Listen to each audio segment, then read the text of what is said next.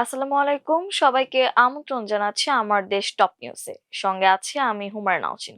শুরুতেই জানাবো সংবাদ শিরোনাম। 27 আগস্ট বসছে সংসদের তৃতীয় অধিবেশন। চুপ্পু সহ 20 জনের বিরুদ্ধে তদন্ত প্রতিবেদন 27 অক্টোবর। সাময়িকভাবে গ্যাস সংকট আবার বাড়বে বললেন জ্বালানি প্রতিমন্ত্রী। শুনছিলেন সংবাদ শিরোনাম, এবারে বিস্তারিত। ত্রয়োদশ জাতীয় সংসদের তৃতীয় অধিবেশন আগামী 27 আগস্ট অনুষ্ঠিত হবে। ওই দিন বিকেল 3টায় সংসদের বৈঠক বসবে। ভারপ্রাপ্ত রাষ্ট্রপতি হাফিজউদ্দিন আহমদ তার সাংবিধানিক ক্ষমতা বলে এই অধিবেশন আহ্বান করেছেন।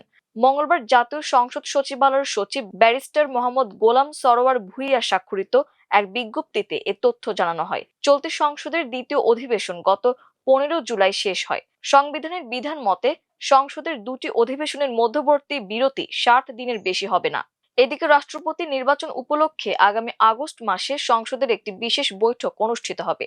স্পিকারের সঙ্গে পরামর্শক্রমে নির্বাচন কমিশন 2-1 দিনের মধ্যে এ বৈঠক আহ্বান করবে।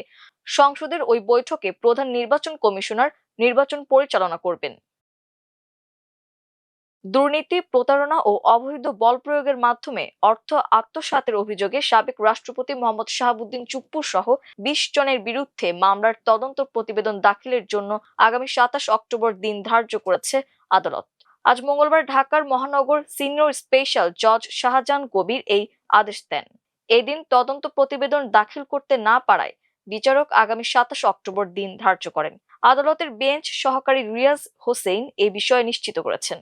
নথি থেকে জানা গেছে 2025 সালের 4 সেপ্টেম্বর ইসলামী ব্যাংকের পক্ষে সিনিয়র অফিসার মোহাম্মদ আব্দুচ সামাদ বাদী হয়ে মামলাটির আবেদন করেন।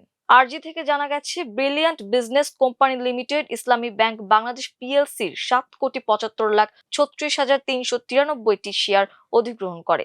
এসব শেয়ার ব্যাংকটির মোট শেয়ারের 4.8160%, যার মূল্য 251 কোটি টাকা। অভিযোগে বলা হয় ব্রিলিয়ান্ট বিজনেস কোম্পানি লিমিটেডের অনুমোদিত মূলধন 50 কোটি টাকা হলেও পরিশোধিত মূলধন ছিল মাত্র 8 লাখ টাকা। এ অবস্থায় 8 লাখ টাকা পরিশোধিত মূলধনের একটি প্রতিষ্ঠানের নামে 251 কোটি টাকার শেয়ার অধিগ্রহণকে আর্থিক সক্ষমতার সঙ্গে অসামঞ্জস্যপূর্ণ বলে অভিযোগে উল্লেখ করা হয়েছে। এতে আরো বলা হয় আসামিরা পরিকল্পিতভাবে ও পরস্পর যোগসাজশে জনগণের অর্থে অনিয়ম ও দুর্নীতির মাধ্যমে ওই লেনদেন সম্পন্ন করেন। মামলার অভিযোগ অনুযায়ী ইসলামী ব্যাংক বাংলাদেশ পিএলসির মোট 81.92% শেয়ার 24টি শেয়ার হোল্ডার কোম্পানি অধিগ্রহণ করে। এসব কোম্পানির অনেকগুলোই এস আলম গ্রুপের সঙ্গে সংশ্লিষ্ট বলে অভিযোগ করা হয়েছে। শেয়ার স্থানান্তরের প্রক্রিয়া এবং ক্রয় বিক্রয়ের তারিখ বিশ্লেষণ করে দেখা যায় শেয়ার বিক্রি ও ক্রয়ের তারিখ উভয় পক্ষের ক্ষেত্রেই একই ছিল। এতে শেয়ার হস্তান্তরের পুরো প্রক্রিয়াটি পূর্ব পরিকল্পিত ও সমন্বিতভাবে সম্পন্ন করা হয়েছে বলে অভিযোগে উল্লেখ করা হয়। সাময়িকভাবে কয়েকদিনের জন্য আবারও গ্যাস সংকট বাড়বে বলে জানিয়েছেন বিদ্যুৎ, জ্বালানি ও খনিজ সম্পদ প্রতিমন্ত্রী অনিন্দ্য ইসলাম অমিত। আজ রাজধানীতে তিনি কথা জানান। প্রতিমন্ত্রী বলেন, মহেশখালীতে ভাসমান এলএনজি টার্মিনালের একটা বয়লার চালু হয়েছে। আরেকটা বয়লার চালু করতে বন্ধ রাখতে হবে প্রথম বয়লারটিও। তিনি বলেন, জনগণের ভোগান্তি সর্বনিম্ন রেখে কমিয়ে সেটা করা হবে। অর্থাৎ আবারও সাময়িকভাবে কয়েকদিনের জন্য গ্যাস সংকট বাড়বে। এই ছিল আমার দেশ টপ নিউজের আয়োজনে। এতক্ষণ আমাদের সঙ্গে থাকার জন্য অসংখ্য ধন্যবাদ। আল্লাহ হাফেজ।